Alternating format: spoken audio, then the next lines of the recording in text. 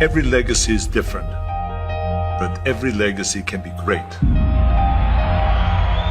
My dream was to leave a mark in bodybuilding, to become a champion who would always be remembered. It took sweat, it took sacrifice and pain, but ultimately it led to triumph. Arnold Schwarzenegger.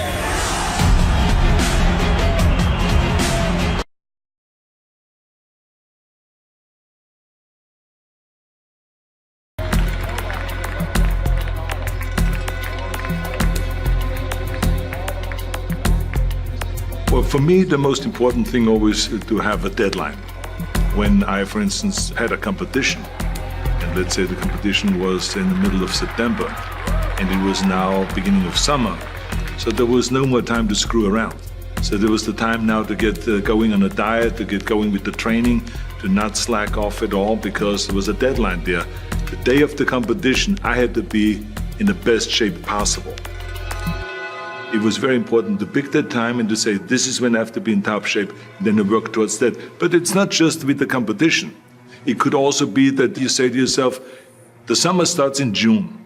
I'm gonna go to the beach in June, and at that time, I want to be in great shape. So that creates an urgency that makes you really start training hard and taking it seriously. Because if you don't have a specific plan, then you wander around. I mean, you can have the best ship or the best plane in the world, but if you don't have a specific goal where you want to go and when you want to get there, you just drift around and you never get anywhere. I feel the best right here in this area. Okay. Outer head of the bicep. Now don't freak out when you see this biceps. Okay, I know it's the best yet as in, but myself. oh, please do I so. don't let me concentrate. Okay. Joe keeps saying we should concentrate, and I was concentrating to flex my biceps. I did concentrate. I know everything.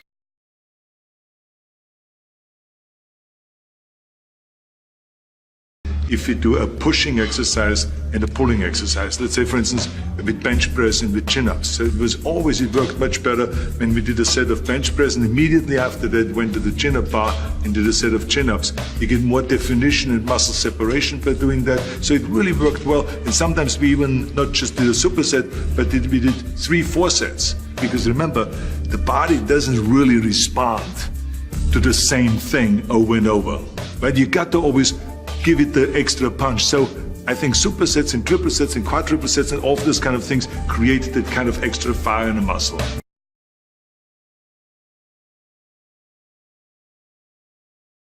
When I went into the gym, I put my gym bag down and I immediately attacked the weights. Right away, warm-up set, then the next weight up, boom, boom, all the way to the top until you just can't do it.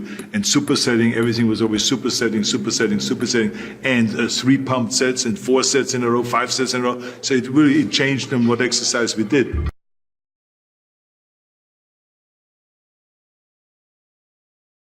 Most important thing is that you eat the right way and that you get in the amount of protein that your body needs, and there's always, of course, a debate how much protein does the body need. I always lived off the formula that for every pound of body weight, I want to get 1 gram of protein. The challenge, of course, is that how do you get this 250 grams into the body and have the body take it all in rather than just letting it go through. I felt like that for me, it worked best when I had 5 meals a day. There's some people that can work with 3 meals. For me, 5 meals was the answer. And the reason is because I never was a big eater. I always felt comfortable with a regular sized steak. If you give me a 10-ounce steak, even in my heyday, I was happy. And to have a little bit of vegetables, so to have some sliced tomatoes on it, and then some salad or something like that, I'm fine. In the morning, if you gave me just 3 scrambled eggs, with a little bit of bacon and or sausage with some cut in tomatoes and onions, I was fine with that. The only thing is that 2 hours later, after that breakfast, I was hungry. And so when I was sitting there at Santa Monica City College, or I was on a workplace doing construction work, or wherever I was, I would pull out of my bag a little plastic container that had a cup on it that you usually use at the bar to mix things at the bar. And I would have my milk in there, and I would have my protein powder in there and everything like this, and I would just close it up and then put it in my bag. And then I would be sitting in the classroom and they would just pull it out, shake it up like that. Everyone would be looking kind of, what the hell is he doing now? And I would be shaking my protein, then, you know, just like a bartender doing all the little tricks, you know. And then I would drink it, close it up and put it away. And that to me was the additional kind of 30 grams of protein that I needed at that time. And then I would be, you know, an hour later going to the gym, and then we'll be working out for 2.5 hours, and then we would go for lunch, and there will be a late lunch, and then we will have again a regular steak, and then 2 hours later after that, I will have another one of those protein drinks. So I would have 2 times a day protein drinks. That in order to get the 250 grams of protein, because as I said, it is absolutely essential that you have enough protein so that you can really experience the muscle growth. But we have to recognize that we will not get all of the nutrients, the vitamins, the minerals, and the proteins, and all of the stuff that the body needs just with regular meals. This is why we have supplements, and that's why they are called supplements, because we are supplementing because we don't get enough from regular meals, no matter how healthy and how good you eat.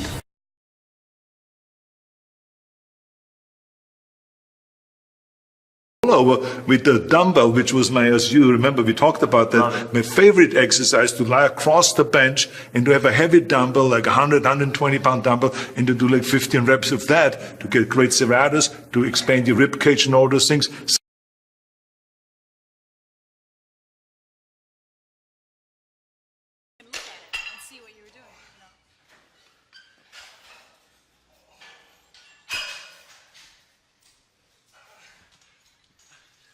Striations. You can just see the blood flowing in there, Arnold.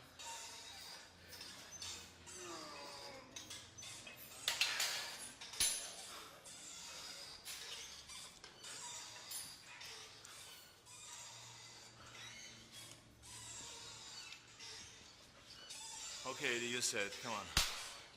1, 2, 3. Let's go. Big one. All right. 2, 3, 4, 5, 6, 7, 8, 9, 10. 2 more now, the 4 reps. Come on. All right, 1 more. You got it. That's it.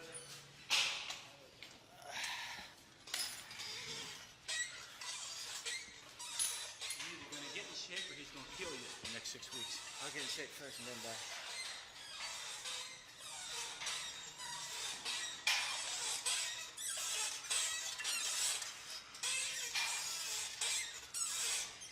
Okay.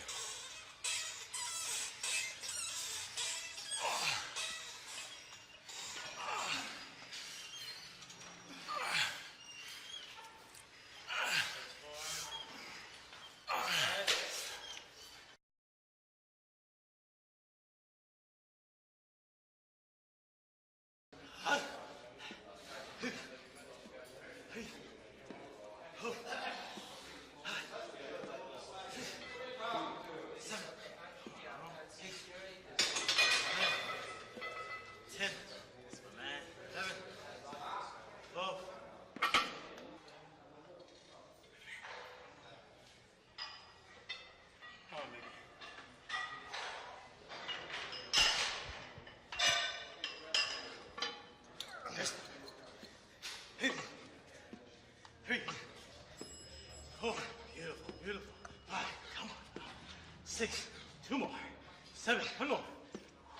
8.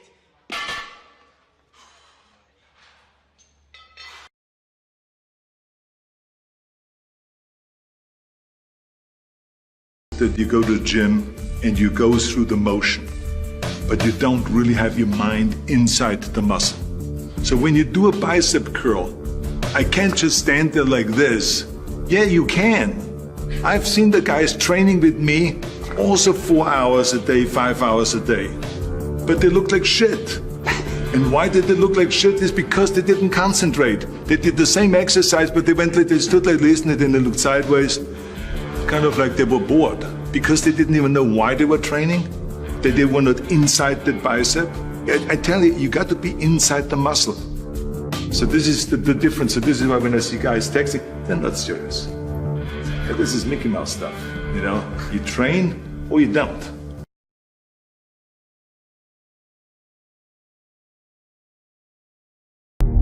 I didn't want to just be a bodybuilding champion. I wanted to be the best bodybuilder of all times. Dig deep down and ask yourselves, who do you want to be? Not what, but who. I'm talking about figuring out for yourselves what makes you happy. You have to think outside the box. That's what I believe after all. What is the point of being on this earth if all you want to do is be liked by everyone and avoid trouble? We have so many rules in life about everything. I say break the rules, not the law, but break the rules. I remember that after I was finished with my bodybuilding career, I wanted to get into acting. I wanted to be a star in films. Everyone had the same mind that it can't be done. Just look at your body. You have this huge, monstrous body, overly developed, that doesn't fit into the movies. But, you know, I didn't listen to all this. These were their rules. I was convinced I could do it. And then I got the big break in Conan the Barbarian. Trust yourself no matter what anyone else thinks. And there the director said if we wouldn't have Schwarzenegger, we would have to build one. Then when I did Terminator, I'll be back. One of the most famous lines in movie history, all because of my crazy accent. It just shows you never listen that you can't do something.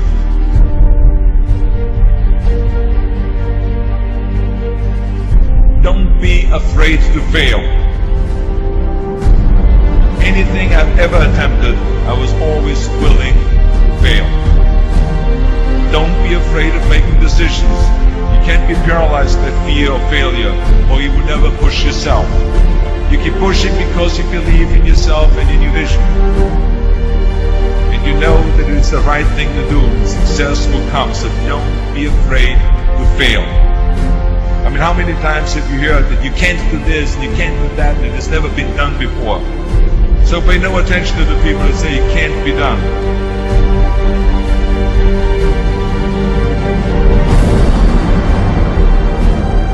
If I would have listened to the naysayers, I would still be in the Austrian Alps yodeling.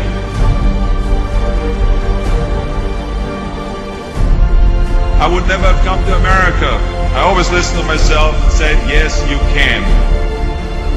You never want to fail because you didn't work hard enough. Work your butt off.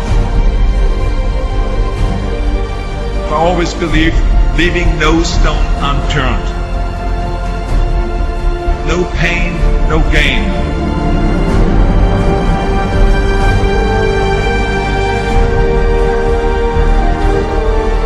When you're out there partying, horsing around, someone out there at the same time is working hard. Someone is getting smarter and someone is winning. Just remember that.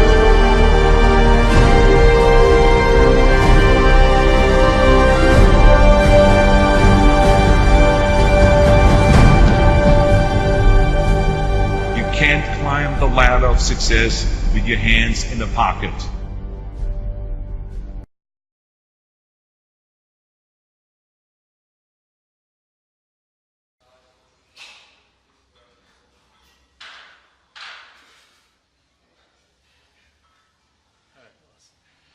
Come on. Show me. Show me. Okay. 1, 2, 3, 4, 5, 6, 7, 8. Come on. Come on. 9. Come on.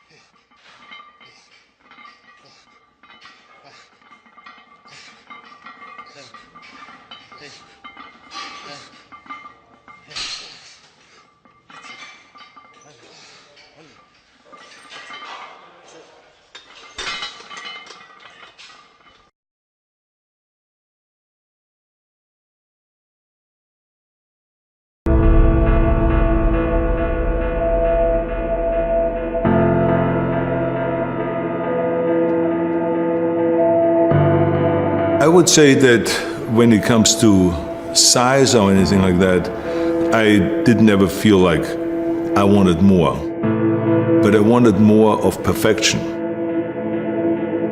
I never felt like that I reached my 100% of potential, and I think that everyone feels that way. I felt that I wanted to have bigger triceps than I had. I felt like I wanted to have 1 inch bigger thighs than I had. I felt that I wanted to get more definition in my abs than I've ever had. I felt that I wanted to build my lats even lower and tie it in more to the waist that I've worked on always. So there was certain things like that that I felt like that if I could have a clay, I could actually show to the world where I wanted to make the improvements. And then when it comes to the last few months of the competition, that you can then take that mass and chisel it down and work on the details. We would go and we would see our body fat reduce and reduce and reduce, and we would take photographs like fanatics. Franco would take pictures of me, I would take pictures of him, and we just would compare shots. And we can then see the improvement all the time. And then you see still now problem areas. So then you have to go and say, I still need the separation between my abs and the intercostals and the serratus that connects them to the lats. How do I do that? Okay, I have to go to close grip chin-ups. I have to do more pullover exercises. I have to do more crunching exercises. I have to do more knee pull-ups and more leg raises and all of those things. So you then start sculpting with the different exercises that we have available. You see, the great thing is, if you train smart, you know what is the inventory of different exercises that you have available for every single weak point. But the key thing is to set little goals, to do the training every day, to eat the right way, and you're gonna go and hit those marks. And then you move the bar higher, then you move the bar higher. And that is what differentiates the winner from the loser. And you feel that with hard work, you can achieve the goals and you can become successful. And this is the great thing about bodybuilding, because if you get good in that and accomplish your goals, you know you can use the same principles for everything else in life.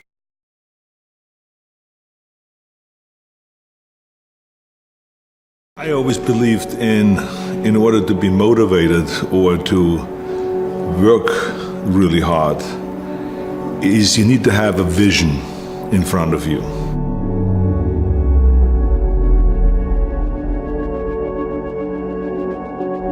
And somehow, after having seen the World Championships in weightlifting in Vienna and having seen Tommy Kono winning the Mr. Universe contest the next day, right there in the same event in 1961, and seeing all these muscles and strength and all this, it had a profound impact on me. And with the age of 15, I was now all determined that I'm gonna go into training. And that I'm gonna go and take this seriously, that I want to be one of those guys. I started looking at heroes, muscular guys and heroic guys. And I picked up this magazine that had Reg Park on it. And it had basically him as Hercules on the cover. And by total coincidence, it had the whole blueprint of his life, of how he became Mr. Universe, the training routine. I mean, if I ever was lost about what to do in life, that is gone. I now have a direction. I realized then that I have a special ability that you cannot really, I think, train for. It's an ability of visualizing things very clearly, because I'm a visual learner. So I saw very clearly in front of me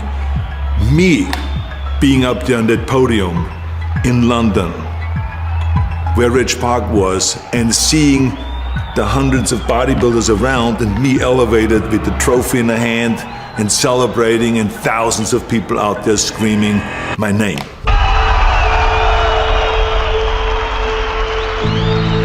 And that, to me, that vision was the motivating factor. So that drove me to the gym. But almost like it was so strong that I actually didn't need discipline.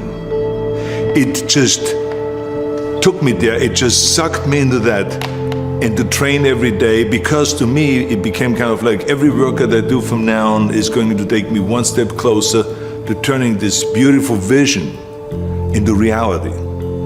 And so this is what actually was the thing that motivated me, and it became all the way down to the bone. It became like Mr. Universe, Mr. Universe, Mr. Universe, training, sculpting your body, eating the right way, and just staying focused and keeping my eye on the ball. With the age of 20, I turned my vision into reality, and I became the youngest Mr. Universe ever.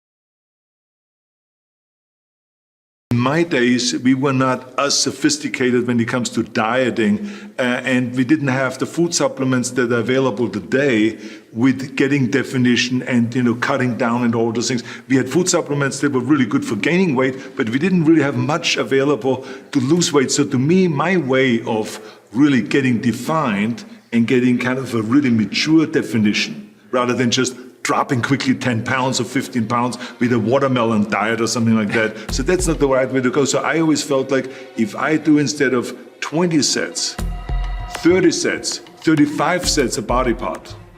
So I went all out, especially before competition when I wanted to cut down. It was to pile on as many sets as possible. So yes, you were tired, but so what? I never felt sorry for myself. Let me tell you that it all paid off.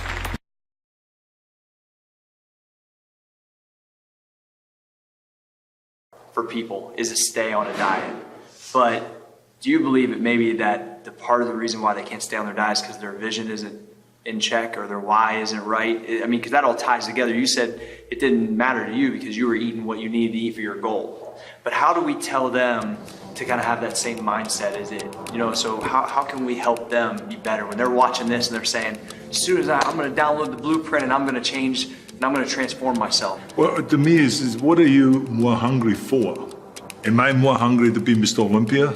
Or am I more hungry to eat like everyone else out there and therefore look like everyone else? To me, I was more hungry to win Mr. Olympia, and I was more hungry and more interested, more excited about the fact of becoming a champion and being ripped on stage and being cut and winning the trophy and all those kind of things, because I knew that if I would just, have a temporary joy here and eat and cheat, I'm most likely not gonna make it. That someone else is gonna walk right by me and someone else is going to grab that title. Because many times these competitions were very, very close. And I remember especially in 1980 where it was just 2 points. And any mistake could have cost me the title. So this is not a mistake that I want to make. I want to be responsible that I do everything that I can to be a winner. Yeah, it's just coming. Fingers right across it. Yeah.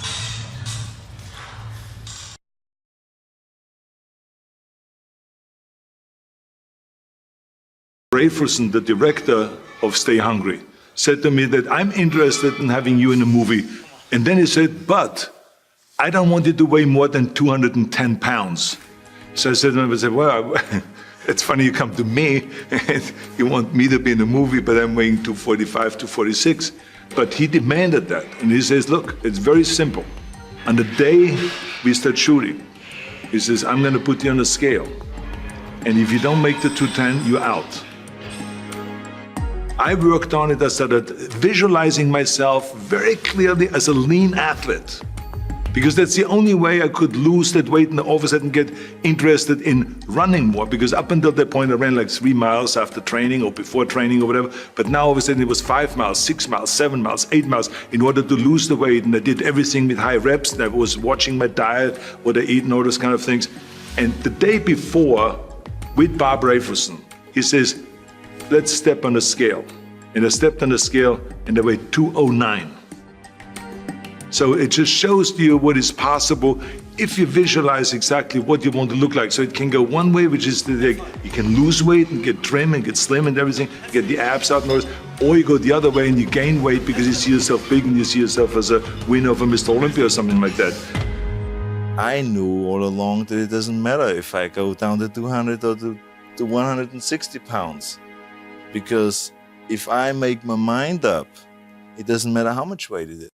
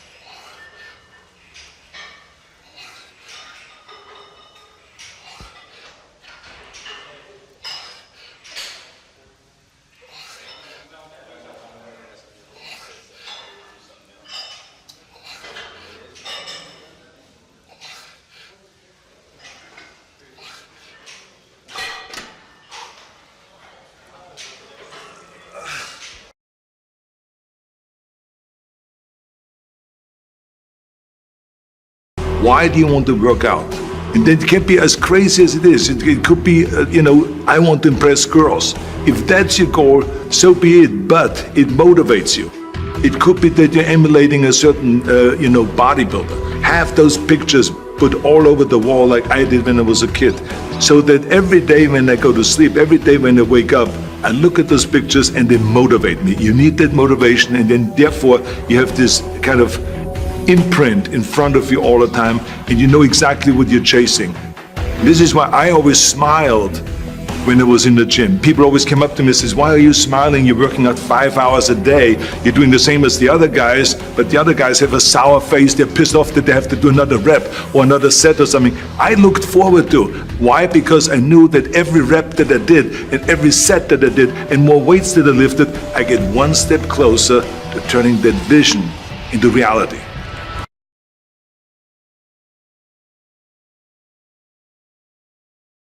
Many times we would start out with a heavy weight, and do just one rep. Then have them pull off plates and a curl, but just enough that they can now do 2 reps. Then pull off plates and do 3 reps, then pull off more plates and do 4 reps after that. And so this is how I would go up until, without ever putting the bar down, to really let the bicep know, you don't know what's coming. You're not gonna get used to my training method. I'm gonna have all kinds of tricks up my sleeve. But I mean, it was absolutely essential to do the barbell curl to create the thickness of the bicep, to do the dumbbell curl on an incline bench, and to do the concentration curl.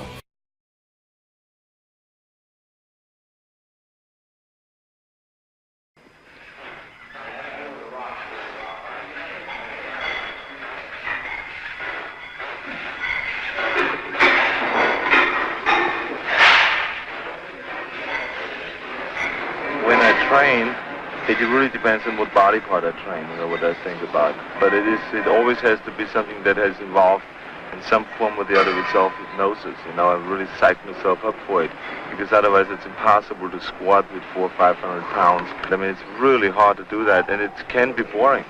And so what you do is you create a certain excitement, and that's what you think about. You think about your next set, you think about the particular muscle that you're training, you try to isolate the muscle, you try to pump it up, you let blood go into this area and stuff like that.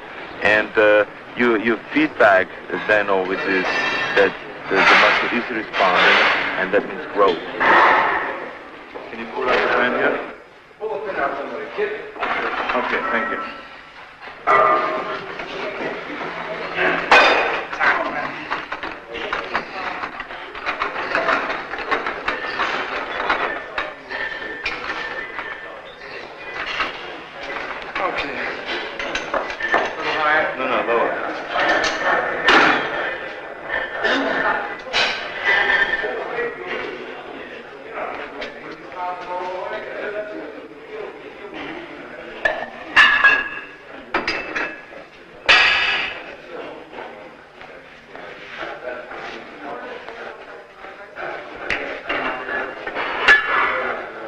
films, whenever you see a camera around, you always do like this.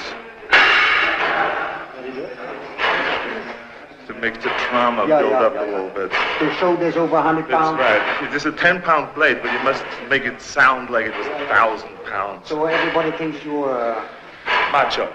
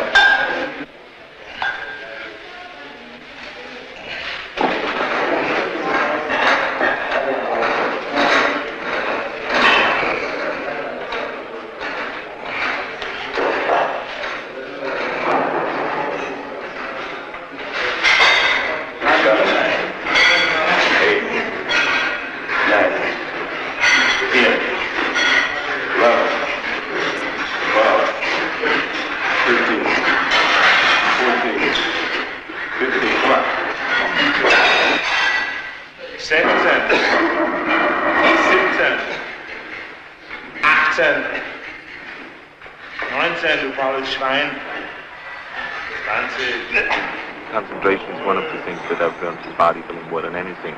Focus in, concentrate on one thing, and no matter if there's a bomb exploding around you, you do not lose your concentration. You know, there's also a wonderful thing to be equipped with, you know.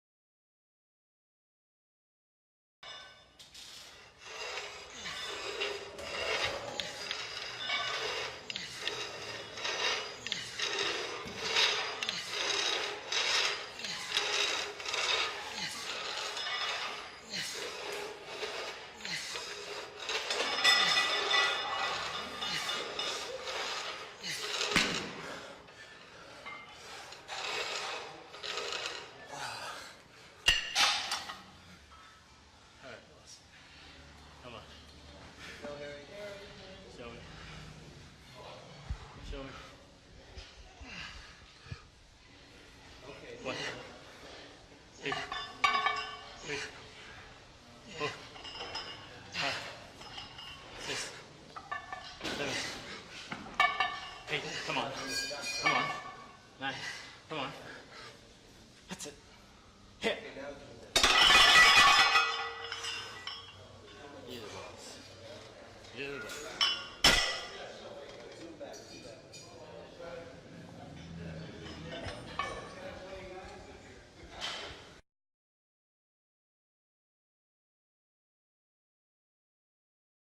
Many times went into the gym just as one day a week, where we went to 110-pound dumbbells and we did dumbbell presses. We did 6 reps. That's all I could do, 6 reps. So we picked up the 100 and did another 6 reps. Put them down and took the 90s and did another 6 reps. And then we picked up the 80s and we went all the way down to the 40s. And barely could do 6 reps then with the 40s. But I can tell you that I did not know where to put my arm, because my deltoids were screaming. They were in pain. Why? Because I shocked the muscle.